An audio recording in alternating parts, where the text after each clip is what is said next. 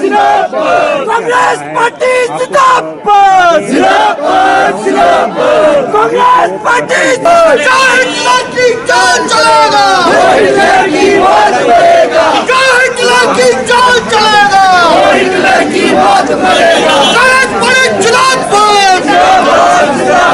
9 अप्रैल को दिल्ली की विशेष अदालत में नेशनल हेराल्ड केस से जुड़ी चार्जशीट दायर की गई थी। इसमें कांग्रेस नेता सोनिया गांधी और राहुल गांधी के नाम हैं। इस घटनाक्रम ने न सिर्फ हिमाचल बल्कि राष्ट्रीय राजनीति में भी नई हलचल पैदा कर दी, जिसको लेकर कांग्रेस पार्टी का भारतीय जनता पार्टी और केंद्र सरकार के खिलाफ विरोध तेज हो गया। शिमला में प्रवर्तन निदेशालय कार्यालय के बाहर आज कांग्रेस कार्यकर्ताओं ने धरना प्रदर्शन किया। इस प्रदर्शन का नेतृत्व हिमाचल प्रदेश के मुख्यमंत्री सुखविंदर सिंह सुक्खू ने किया और उन्होंने केंद्र सरकार पर विपक्ष की आवाज को दबाने का गंभीर आरोप लगाया। इस दौरान कांग्रेस कार्यकर्ताओं ने केंद्र सरकार के खिलाफ जमकर नारेबाजी की और ईडी की कार्यप्रणाली पर सवाल उठाए। इस दौरान मुख्यमंत्री ने कहा कि भाजपा सरकार विपक्ष की सच्चाई से डरती है और इसी डर से ईडी जैसी एजेंसियों का दुरुपयोग कर रही है। उन्होंने कहा कि वो राजनीतिक प्रतिशोध का उदाहरण है, जिसमें कांग्रेस नेतृत्व को झूठे मामलों में फंसाया जा रहा है। मुख्यमंत्री ने कहा कि कांग्रेस डरने वाली नहीं है और हर मोर्चे पर सच के साथ खड़ी है। देखिए, भारतीय जनता पार्टी की सरकार जिस राजनीतिक हथकंडे का प्रयोग कर रही है वो अच्छा नहीं है। कांग्रेस पार्टी मुख्य विपक्षी दल है। पूरे हिंदुस्तान में Congress party principal opposition party के रूप में जानी जाती है। उस पार्टी का नेतृत्व मजबूती से राहुल गांधी जी के द्वारा किया जा रहा है, खड़गे जी द्वारा किया जा रहा है। श्रीमती सोनिया गांधी उसकी मार्गदर्शक है। अब जनता से ध्यान भटकाने के लिए जो महंगाई चरम सीमा पर है, जो बेरोजगारी चरम सीमा पर है, इस प्रकार की हरकत करके वो जनता का ध्यान भटकाना चाहती है।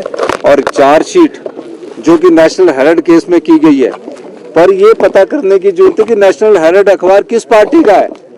वो आजादी के बाद से कांग्रेस पार्टी का अखबार है और आजादी के बाद से कांग्रेस पार्टी उसका संचालन कर रही है और उससे कोई एक पैसे का ना तो स्थानांतरण किया गया, ना ही एक पैसे का कोई इधर से उधर हुआ है। कांग्रेस पार्टी का अपना अखबार है, उसमें अगर कभी कोई चेंज किया जाता तो कांग्रेस पार्टी की अपनी मर्जी है उसको चेंज करने की। लेकिन किसी प्रकार से लोगों का ध्यान भटकाने के लिए, जनता के दिमाग को डाइवर्ट करने के लिए इस प्रकार की हरकत की जाती है, जो कि भारतीय जनता पार्टी की हमारी सरकार, हमारा पार्टी निंदा करती है। ईडी का जो ये प्रयोग कर रहे हैं, ये किसी एक के लिए नहीं कर रहे। ईडी का ये सब नेताओं के लिए करते हैं। जिस नेता से डर लगता है उस नेता के खिलाफ ईडी का इस्तेमाल कर देते हैं। फिर क्या होता है कि ईडी एफआईआर दर्ज करती है, फिर उसके लिए एफआईआर दर्ज करने के बाद कोई जो उनके साथ मिलकर समझौता कर लेता है, वो वॉशिंग पाउडर की तरह मिलाकर वॉशिंग पाउडर मिलाने के बाद वॉशिंग मशीन से साफ होकर निकल जाता है बीजेपी की। और जो इनके साथ समझौता नहीं करता तो उनको बार बार तंग करते हैं, फिर चार्जशीट लगाते हैं, फिर कोर्ट के तहत वो चार्जशीट कहीं स्टैंड नहीं करती और बाइज्जत बरी हो जाते हैं। ये अपना राजनीतिक समय व्यतीत करते हैं, ये ईडी का इस्तेमाल करते हैं। और ईडी का इस्तेमाल ये जब से कर रहे हैं, जब से जो भी नेता इनके खिलाफ कोई आवाज उठाता है उसके खिलाफ सबसे पहले कोई कार्रवाई होती तो ईडी की कार्रवाई होती है।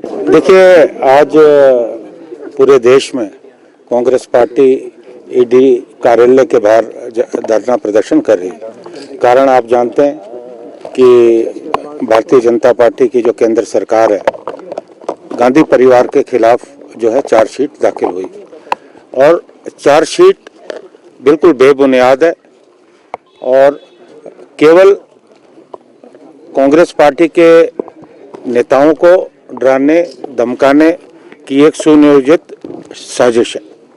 और हम सब लोग जानते हैं, मैं तो खुद कानून का विद्यार्थी हूँ, कि इसमें कुछ निकलने वाला नहीं है।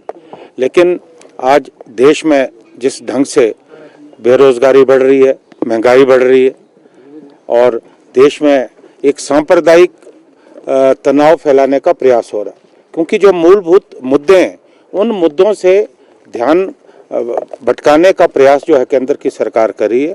और लोकतंत्र में विपक्ष एक मजबूत स्तंभ की तरह होता है। जिस देश में विपक्ष को दबाने की आवाज हो तो आप समझ सकते हैं कि लोकतंत्र पे कितना बड़ा खतरा है। आज देश के लोकतंत्र देश के संविधान पे बहुत बड़ा खतरा है, क्योंकि राहुल गांधी विपक्ष और प्रतिपक्ष के नेता होने के नाते अपनी बात को लोकसभा में बहुत मजबूती से रखते हैं, इसलिए जो है उनको हतोत्साहित करने का प्रयास हो रहा है। मुझे लगता है कि देश की जनता इस सच्चाई को समझती है और कांग्रेस पार्टी किसी भी दबाव में आने वाली नहीं है। तानाशाह सरकार, केंद्र की सरकार चल रही है और उनके द्वारा बार बार ये गांधी परिवार को तंग करने की बात करते हैं। पिछली मर्तबा भी हम इसी स्थल पर इसी जगह एकत्रित हुए थे, उस वक्त भी इन्होंने इस तरीके की एक कार्रवाई की थी।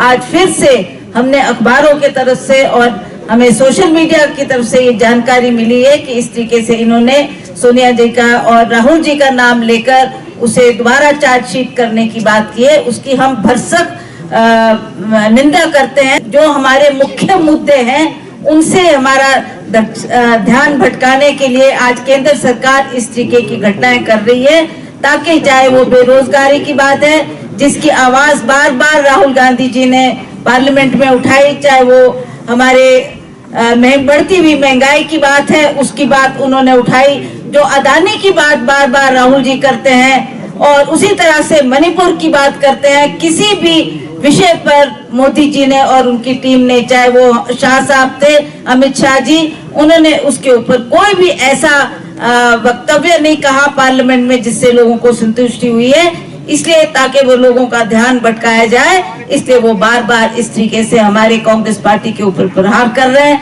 हमारे नेतागण को उसमें शामिल करने का प्रयास कर रहे हैं। पर आपको ये मैं बताना चाहती हूँ कि हम एकजुट होकर केंद्र से लेकर जितने भी हमारी अन्य राज्यों में भी कांग्रेस के लोग हैं, हमने एकजुट होकर इस लड़ाई को लड़ना है। Bureau report, channel 9, Shimla.